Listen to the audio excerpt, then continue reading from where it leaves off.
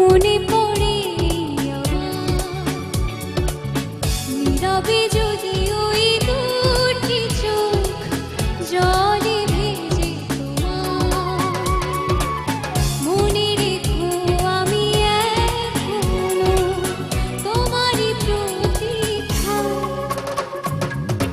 ভুল করে যদি কখনো মনে পড়ে নীরবে যদি ওই দুটি চোখ জলে ভেজে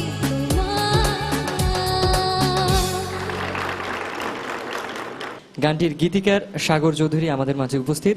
তার কাছে জানতে চাইব কি চিন্তা করে গানটি লিখলেন।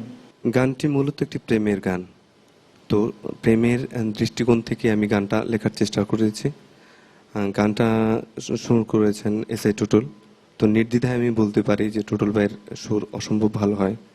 আমি বলবো যে লিজা তার নিজস্ব মেধায় অনেকটা ভালো গেয়েছে, অনেকটাই। সবসময় ভালো গান করা হয়ে ওঠে না। এবার ক্লোজ আপের লিজার জন্য একটি গান আমি অবশ্যই বলতে পারি যে গানটি অনেক সুন্দর হয়েছে।